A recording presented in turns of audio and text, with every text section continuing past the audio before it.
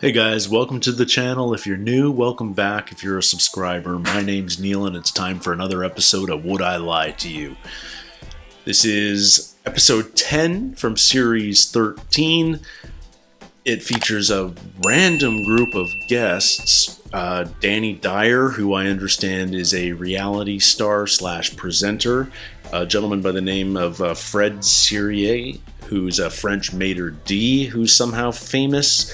And Oti Mabuse, who is a dancer and presenter in the UK, and of course, James Acaster. So what I'm hoping this episode gives us is one cool story from each of the other three from their respective worlds, and then James Acaster making me howl for the other 15 minutes. That seems to be the pattern with James Acaster episodes. He's knocked his two previous appearances out of the park. I'm hoping this is more of the same. Let's jump right into it. This is episode 10 of series 13 of Would I Lie to You? On Lee Mack's team tonight, it's the comedian who's as talented and drop-dead sexy as he is adept at hacking into auto-cue machines. It's James Acaster. And a professional dancer from Strictly Come Dancing. She's happily married. She's recently divorced. We'll edit that nearer the time. Star of First Dates and one of France's finest maitre d's. I asked him what the soup du jour was, and he replied, soup of the day. It's Fred Sirieix. And an actress and reality star from Love Island. It's like Big Brother, but instead of a diary room, they have a swimming pool full of disinfectant. It's Dani Dyer. I once thought a slug was trying to send me a message. Like a homeless snail. Snail without a shell. What do you call them in South Africa? So big? A shellless snail. A shellless snail? Yeah. Are you winding me up? Because if I go to South Africa and say that, I go, hey, look, there's one of those shellless snails. They go, I think it's called a slug. I just thought slugs were like a bad aura.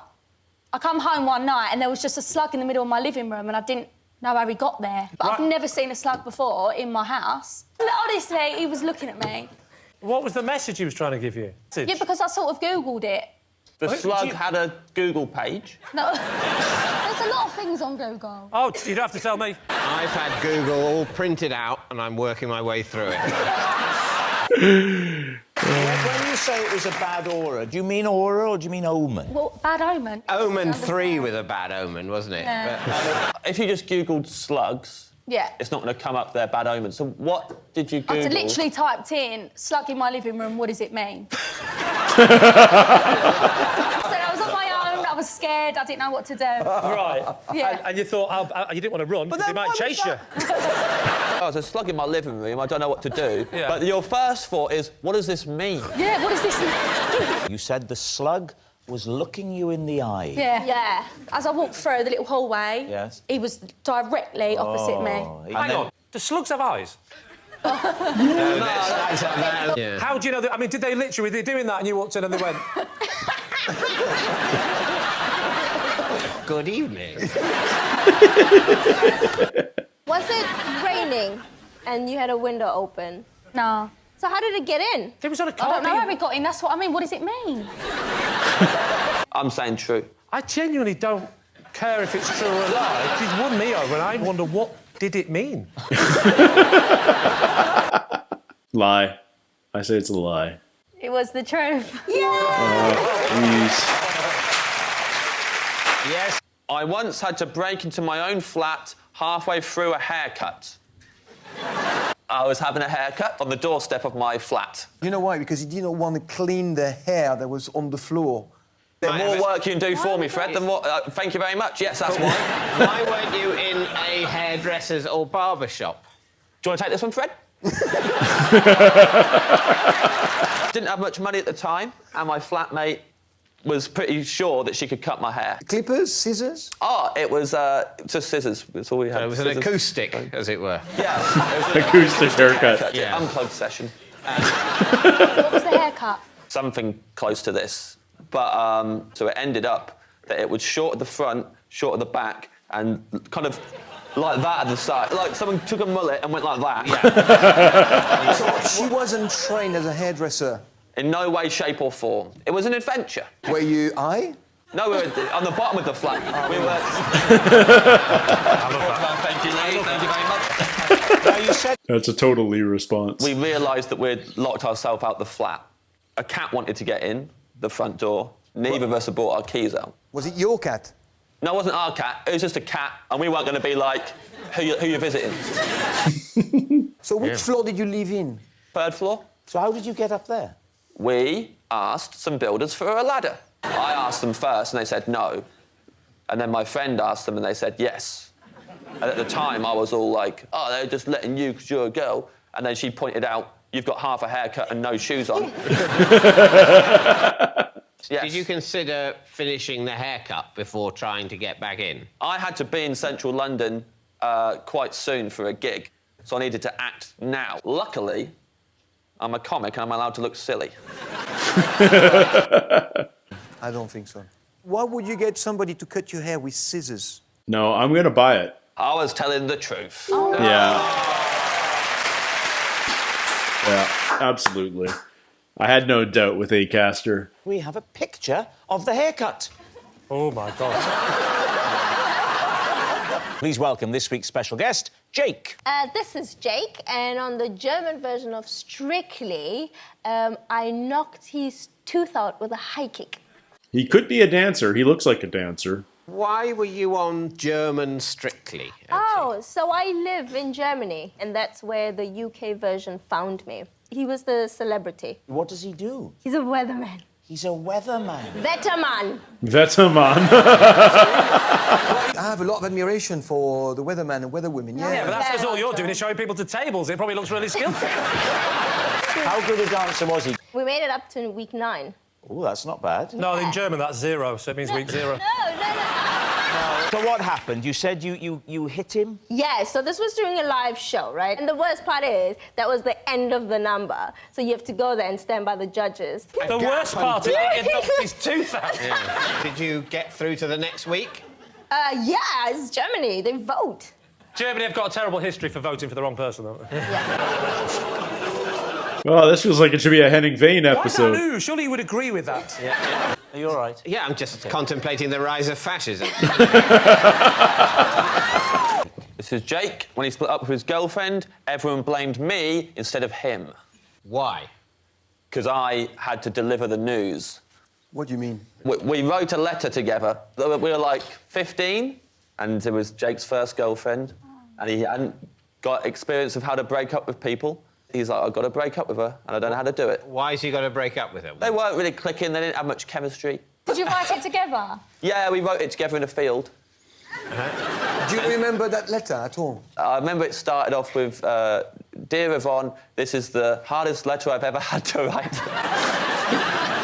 Why were you in a field? We liked to go for a lot of walks, me and Jake. I can see what's happening here.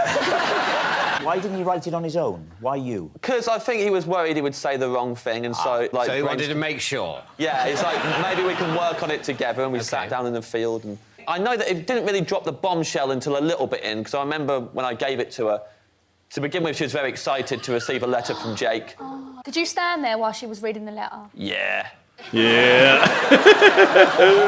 She was in my form, Yeah. so I had to go over to her table and go, oh, this is from Jake. And she was like, oh, Jake's given me a letter. And then all the girls on the table were like, yes! Why did you give it to in front of other people? I was 15 years old. You're a grown man. Did she look at you like, did she blame it on you straight away? Yeah, as soon as they all got to that bit, they all looked at me and were like, and were really furious with me. Jake's a wild boy. They kind of expected it from him. Hold that smile in, Jake. Okay, I actually buy both stories, so I don't know what to do here. Because What exactly do you mean? they both seem complete. He went through a phase when he used to jump in the school long jump pit naked. Okay, that's a detail that has to be true. It's definitely... Used to hide in a play and licked a girl's face. I was in a band with him. Really? Yeah, he was a keyboard player, but he couldn't play keyboard, so we turned it all the way down. Then we chucked him out the band and he smashed his keyboard up in the woods. This isn't stuff you just make up off the top of your head, though. It's got to be real. And he looks more like a dancer than a weatherman, so I'm going to say it's got to be Acaster. This is Jake. I once knocked him into a grave with a frisbee. So again, it's one of two. So how did that happen? There was a frisbee, and it hit him, and he fell in the grave. I mean, Were you in a cemetery? I was just on the edge of a cemetery. I was on the other side of a wall of a cemetery. So who were you playing frisbee with? With my son. And how high was the wall of this cemetery? Quite low, it was about 3 foot, 4 foot, just a very, very low wall. In French? No, it was in the countryside in England. 3 foot, 4 foot is what in French? I don't know. It is 4 foot. He was actually the gravedigger. Look at his face, of course I'm telling the truth. I say gravedigger, I mean body snatcher. I just was having a day out to some church my wife wanted to see. We went off to the... Odie can't hold it together. So how did she find out about that particular church? She went on Google when she was looking about slugs. Bring it all back. She obviously just finished. She's very proud. It's a 6-foot hole. It takes a long time to dig a 6-foot hole. Trust me, I know. I've buried a few. Hit him on the back of the knee, and he's gone straight in. It's got to be Acaster. It's got to be. James. I really believe this story. Yeah. David. Yeah, I think probably James. We think we know, and which is absurd because, of course, we don't. But I'm Jake, and James helped me break up with my girlfriend. Oh, man. Acaster's got great stories.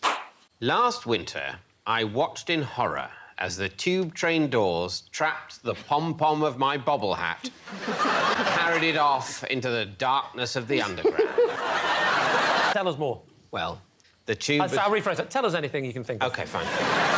I was trying to get on a train, I was late, and I always run head forwards. So I didn't want to miss this train because I'd have to wait 2 minutes for the next one. Right. So I was willing to take any sort of risk. It was a double door, right. You know. I enjoyed him in Harry Potter. Double door. Dumbledore. Oh, I see, sorry. Terrible joke. I thought I was having a stroke. The hat's trapped, I sort of recoil, and I thought at that point, there's no point putting my head back in. I've got a bobble hat down here. I don't know why in Canada we're the only country that calls this a toque, because that's a toque. I have to redo my hair. Calling it a bobble hat makes it sound silly, but that's a toque. And I have never been more impressed with David Mitchell as Canadians than right now. How fast are you going to run at me? Slower than you think. OK. You will be able to see me coming. So did you just wink at me? Yes, I did. Are you flirting with me? I've never really known what flirting is, but let's see what happens and then we'll know. This is like Bob and Doug McKenzie's, like, nerdy brother. Stand clear of the doors, stand clear of the doors. Oh, Bryden. You've missed it. The doors are closing. Oh, the writers just have fun. Do you think David would run Head for first. the tube head first? No, I don't think anyone would. No. Yeah, I think it's a lie. It's of course a lie. Of course it's a lie. I was lying. Surprise, surprise. After asking a friend how he kept his dog's coat looking so lustrous, I have now taken to washing my own hair with dog shampoo. What was the breed of dog whose... Afghan hound. Lot of hair. Lot of hair, the Afghan hound. Lovely to see a lustrous Afghan hound. Yeah. Quand est-ce que tu as commencé à utiliser ce nouveau shampoing? 5 years ago. What's the brand of the dog shampoo? Canine feeling. It's made me feel great. I feel alive, I feel fresh, I have a compulsion to wee on lampposts, but that's just a side effect that it says will happen. So are you mad or very vain? Vain, yes. This comes at a price, and that price is $9.99 from most good pet shops. I don't think he'd do that. Of course you wouldn't do that. It was, in fact, a lie. They're putting in less effort trying to sell people on these. I guess at some point there's no point in trying. I hate using towels, so instead I dry myself every day with a hairdryer. Why have you got a hairdryer anyway? I have a hairdryer to specifically dry my body. And what is wrong with a towel? I just don't like it. What heat do you have it on? Then I change, I go like that. Good question from Oti. Then What I go You the can't back. hear you, the hairdryer's on. The back. What Turn it off, he's asking you a question, turn it off! I've got it quite hot. Oh, I like it quite hot. You have a feeling of dryness that you cannot get with a towel. And then what I do, I oil myself. Oh. With coconut oil. Oh. You do downstairs? Yeah, I've got to. It would be weird if that was the bit he missed. I believe it. I believe it. I think it's true. He's a maitre d'. It's true. They do weird things. Yeah, I do think Butlers that's and true. such. Actually, I've dried myself with a hairdryer before. When you said it feels nice, it feels nice. I can imagine it might feel. I might give it a go. Fred, truth or lie? Oh! Wow, good job, Fred. Good job. I admitted to that. I said I did it. I thought, you say I did it because I thought, oh, there's another person who does it and I won't look weird. And now it's just me again. And that noise signals time is up. It's the end of the show, and I can reveal that it's a draw. Acaster's always hilarious, and what I like about him is he participates in multiple levels of the game. He's not just a really good storyteller, although he is. His stories are hilarious, but he asks fun questions too, and he's also good at just dropping those sort of quick jokes that Lee and David are sort of on the show for. So yeah, I really think he brings a ton to an episode. They're always a ton of fun. You know, this probably wasn't on par with, you know, his Christmas episode or his cabbage practical joking episode either. Sorry about that. Yeah, we had some fun stories from Dani with the slug, and Fred sold the hairdryer. I think if James has a drawback, it becomes clear quite quickly that his stories are real, and it's because he throws in all these extra details which would be impossible to just sort of invent off the cuff. But he starts talking about how crazy his friend was back in the day in all these different ways, and it's just with every additional tidbit it became clearer and clearer that that was the truth. But yeah, great storyteller. I understand he's got a book, and I feel like I'm at the point where I really feel like I need to check it out. I'm a big fan of audiobooks as well, and if he happens to narrate it, I think that may be the perfect way to discover it. So I'll be keeping an eye out for that, and I wouldn't be surprised if I get to it soon. Until then, take care, guys. Thank you so much, as always. Until the next time, take care, stay healthy, and we'll see you soon. Cheers. Hello.